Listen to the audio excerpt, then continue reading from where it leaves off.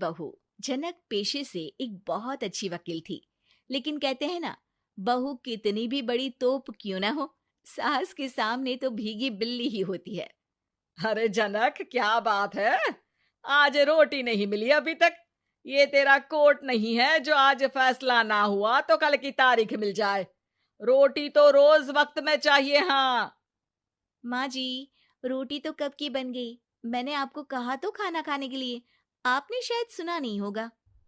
ओहो, जज नहीं हूं मैं तेरे कोर्ट की, सास हूं सास। कोई दलील फालतू की मत देना यहाँ। बहुत जानती हूं मैं इन वकीलों को। अपनी बात ऊपर रखने के लिए झूठ बोलने में जरा भी नहीं सोचते। तभी वहां जनक के ससुर आ जाते हैं। अरे भाग्यवान, क्यों बेचारी के काम को कोसती रहती है हमेशा। मैं भी तो था वहां जब ये आई थी तुझे रोटी खाने को बुलाने के लिए। सास को तो अब गुस्सा आ जाता है कि कैसे किसी ने बहू की साइड ले ली। अरे वाह जी वाह, वो तो मैं जानती थी कि कोई ना कोई गवाह तो ये पेश कर ही देगी। पर मैं तो अब सीधा खाना खाकर सोने जाऊंगी। मुझे आदत नहीं है किसी से बहसा बहसी करने की। पता नहीं कैसे ये वकील इतना दिमाग लगाकर खुद तो झूठ बोलते ही हैं, साथ में झूठे गवाह भी ले आते हैं। जनक को सास के ताने सुनने की अब आदत सी पड़ जाती है। एक दिन जनक वकील की ड्रेस पर काला कोट पहनकर कोर्ट के लिए निकल ही रही होती है कि अरे कहाँ चली काला कौवा बनकर? टोक दिया ना। अब कोर्ट तो वकील वाली ड्रेस पहनकर ही जाऊंगी ना। वाह भाई वाह, दामिनी तो मैंने भी देखी है। सन्नी पाजी ने ऐसा ही कोट पहना था और कहा था कि तारीख पर तारीख, तारीख पर तारीख। मतलब कि कोई बात करनी है तो बोलिए, वरना वक्त नहीं है मेरे पास खराब करने के लिए।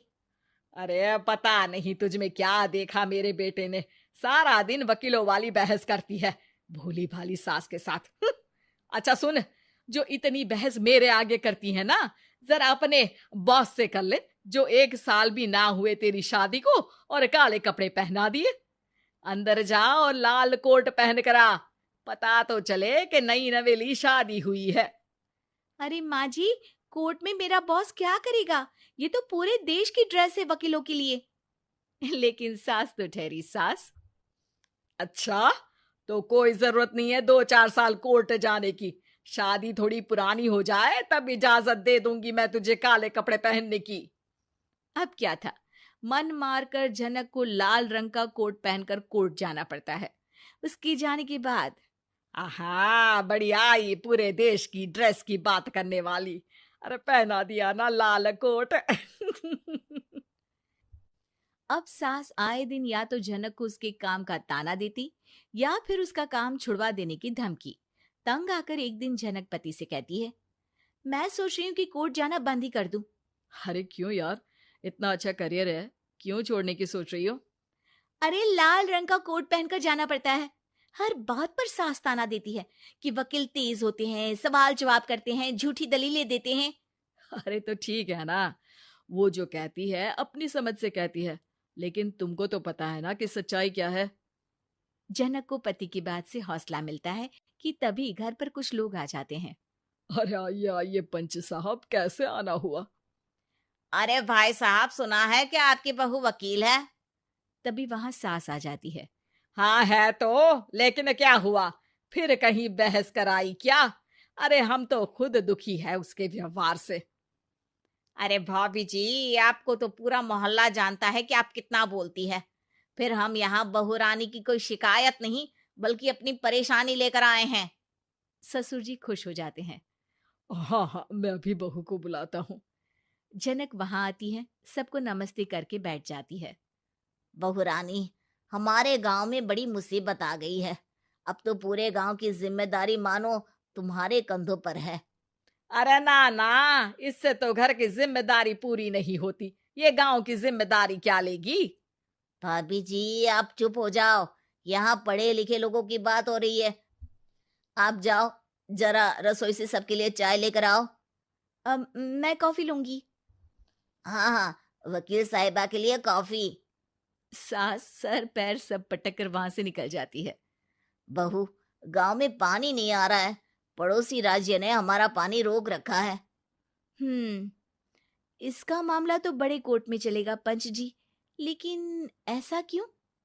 वो राज्य हम लोगों से पानी के पैसे मांग रहा है। अब आधे गांव में पानी की सप्लाई खत्म हो गई है बहुरानी। अच्छा पंच साहब, बात गांव की है तो मैं जरूर केस लड़ूंगी। यहाँ एक बार फिर सास की एंट्री हो जाती है। अरे वाह जी वाह, ये काम करवा लो, आप हमारी बहू से बहुत अच्छा करती है। मैं हूं सीधी सादी सास। इस लड़की ने कैसे लड़ लड़ कर मुझे साइड कर रखा है, ये तो अब आपको पता चल ही जाएगा। अरे भाभी जी, आपकी आवाज तो पूरे गांव को सुनाई पड़ती है जब आप बहू रानी को सुंदर वचन सुना रही होती हैं। अरे वकील बहू मिली है, फक्र करो फक्र। हाँ जी हाँ, सारी फकर तो हम लोग ही करें। खैर, अब जो केस लड़ेगी और पानी गांव में आ जाता है तो पंच साहब लिख कर देना होगा कि हैंड पाइप में सबसे पहले मेरी बाल्टी और घड़ा भरेगा। अरे फिर तो हम बहू रानी के नाम पर घर पर ही सप्लाई दे देंगे, लेकिन ये इतना आसान नहीं है। बहू, गांव के पास अभी वकील करने की भी पैसे नहीं है तो। अरे पंच साहब, ये मेरे गांव का मामला है, मैं आपसे एक भी पैसा नहीं लूंगी। सास को बहू की बात पर गुस्सा आ जाता है, लेकिन सबके जाने के बाद झनक मन लगाकर गांव की परेशानियों को दूर करने में लग जाती है। और वो दिन भी आता है कि झनक केस जीत जाती है। अरे आज तो प्लम्बर आकर घर तक पाइप लगा गया है। खुश हो जाओ, मेरे कारण तुम लोगों को घर के अंदर ही पानी मिल जाएगा।